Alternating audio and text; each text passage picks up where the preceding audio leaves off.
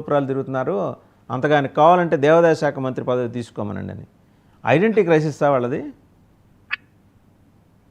సరే, కమ్యూనిస్టులు almost outdated అయిపోయినట్టుగా కనిపిస్తోంది. అది స్వయం కృపతాపరాధమే. వాళ్ళు కమ్యూనిస్టులు గత 25 సంవత్సరాల్లో ఏం చేశారంటే కాంగ్రెస్ని టార్గెట్గా పెట్టుకొని బీజేపీని ఇగ్నోర్ చేసి కాంగ్రెస్నే టార్గెట్గా పెట్టుకొని పనిచేశారు.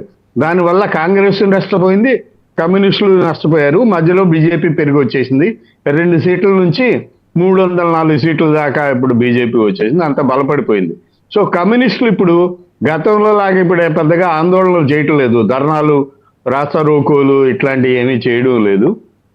కాబట్టి వాళ్ళు వాళ్ళ వాళ్ళ రిలవెన్స్ ఉన్నట్టుగా, ప్రత్యేకించి రాష్ట్రం విడిపోయిన తర్వాత కాంగ్రెస్ పార్టీ, కమ్యూనిస్టులు మొత్తం కూడా వెనక్కి వెళ్ళిపోయారు.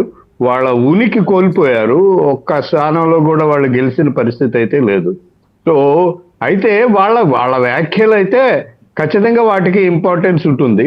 పవన్ కళ్యాణ్ గుళ్ళు గోపురాలు తిరుగుతున్నాడంటే తిరుగుతాడు, ఆయన భక్తుడు, సనాతన ధర్మం అంటున్నాడు కాబట్టి ఆయన తిరిగితే తిరగవచ్చు. అయితే ఆయన ఏ మంత్రి పదవి తీసుకోవాలి అనేది సిపిఐ రామకృష్ణ చెప్తే జరగదు కానీ, సిపిఐ రామకృష్ణ చెప్తే జరగదు కానీ, బట్ ఆయన వరకు ఆయన పని లేదు, ఆయన చేసుకుపోతున్నాడు. పవన్ కళ్యాణ్ ఎక్కడ మాట్లాడాలి, ఎక్కడ మౌనంగా ఉండాలి అనేది ఆయన పద్ధతిలో ఆయన చెల్లుతున్నాడు.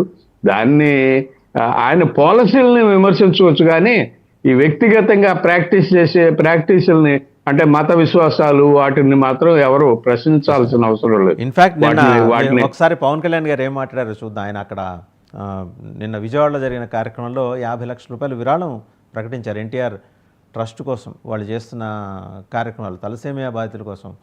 సో అప్పుడు ఆ సందర్భంగా ఆయన ఏం మాట్లాడారు ఒకసారి చూద్దాం. నేను కూడా మీలాగే మన తలసేమియా పేషెంట్స్ కోసం నేను కూడా ప్రత్యేకించి ఈ రోజున ఎన్టీఆర్ ట్రస్ట్కి ఈ మధ్యన ఎక్కువ డబ్బులు ఖర్చు అయిపోయినాయి కాబట్టి ఒక 50 లక్షలు విరాళం ఈరోజు నేను మేడం భువనేశ్వర్ గారిని అడిగాను. మా వాళ్ళ చేత అడిగిస్తే టికెట్ కొందామంటే 1500 రూపాయలు పెట్టి, అక్కర్లేదు మీరు కొనక్కర్లేదు అంటే, నాకు మీరందరూ డబ్బులతో కొనొచ్చారు, నేను కూడా డబ్బులతో కాకుండా ఉట్టినే వస్తే చాలా గిల్టీగా అనిపించింది. అందుకని భువనేశ్వరి మేడంకి నేను త్వరలోనే ఒక 50 లక్షల రూపాయలు తలసేమియా పేషెంట్స్ కోసం ప్రత్యేకించి పంపిస్తానని తెలియజేసుకుంటూ, నేను కూడా చౌదరి గారు, సో అది మీరు ఏంటంటే ఈ మధ్య రామకృష్ణ గారిని పట్టించుకోవడం మానేశారు. ఆయనకేదో ఎందుకంటే పొద్దున్న లేస్తే ఆయన టీడీపీ ఆఫీస్ చుట్టుపక్కలే ఉంటారు కదా, ఆయన ఎందుకో మీ అడవిలో పడి మీ కార్యక్రమాల దృష్ట్యా ఆయన పట్టించుకోవడం మానేశారు. కాస్త పట్టించుకోండి, లేకపోతే మధ్యలో ఇలాంటి అసందర్భ వ్యాఖ్యలు, అక్కర్లేని మాటలు వస్తాయి. అంటే మీకు ఆయనకి విడదీయరానంత సంబంధ బాంధవ్యాలు ఉన్నాయి కదా, మీరు దీర్ఘకాలంగా బంధుత్వం ఉన్న వాళ్ళని పక్కన పెడితే వచ్చే ఇబ్బంది ఇది మీరు అప్పుడప్పుడు చూస్తూ ఉండాలి. హైందవ సాంప్రదాయాన్ని వ్యతిరేకిస్తే కమ్యూనిస్టులు దూరంగా ఉంటారు. ఎందుకంటే భగవంతుడు అందరివాడు, అందరిలో ఉండేవాడు.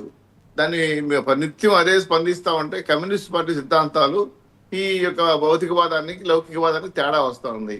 సో దీన్ని సర్దిద్దుకోకుండా వాళ్ళ యొక్క సిద్ధాంతాన్ని మీకు గట్టికి పట్టుకోవడం వల్ల ఇప్పుడు ఇంతకుముందు గోపి గారు చెప్పినట్టు కొన్ని రకాల పడిగట్టు పదాలకి అంకితం అయిపోయారు.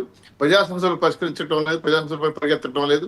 అదేవిధంగా ప్రజల నాలుగుగా ఉండాల్సిన కమ్యూనిస్ట్ పార్టీలు ఈరోజు దూరంగా ఉన్నాయి, నేల విడిచి సాము చేస్తున్నాయి. దాన్ని దృష్టిలో పెట్టుకొని వాళ్ళ యొక్క సిద్ధాంతాలు, వాళ్ళ కార్యక్రమాలు, వాళ్ళ నిబంధనలు మార్చి వదిలేసి పక్కోడి మీద రాలేయడం అంటే కొంత హాస్యాస్పదంగా ఉంది. వాళ్ళ కార్యక్రమాన్ని ప్రజలకు తీసుకెళ్ళడం వదిలేసి ఇంకొక ఆయన పవన్ కళ్యాణ్ గారు దేవుడి దగ్గరికి పోతున్నారు, ఇంకొక ఆయన దేవుడి దగ్గరికి పోవడం లేదంటే వాళ్ళ గురించి మీకెందుకు? ప్రజా సమస్యలు కదా మీకు కావాలి.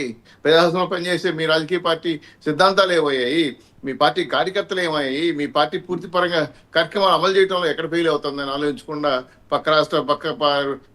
ముఖ్యమంత్రి మీద పక్క రాష్ట్రంలో ప్రధానమంత్రి పైన మాట్లాడడం అనేది కరెక్ట్ కాదు. సో మన రాష్ట్రంలో కూడా మీరు ప్రజలకు వెళ్ళడం కోసం ప్రజారంజకమైన కార్యక్రమాలు తీసుకుపోవడం వల్ల మీరు ఫెయిల్ అయిన విషయాన్ని స్పష్టంగా తెలుస్తాం. లోకేష్ గారు కూడా ఏం మాట్లాడారో చూద్దామండి, ఎందుకంటే అదే కార్యక్రమంలో లోకేష్ గారు కూడా పాల్గొన్నారు. రైట్, సరే, అదే కార్యక్రమంలో ఆయన పాల్గొంటూ ఓ మాట చెప్పారు. ఏంటంటే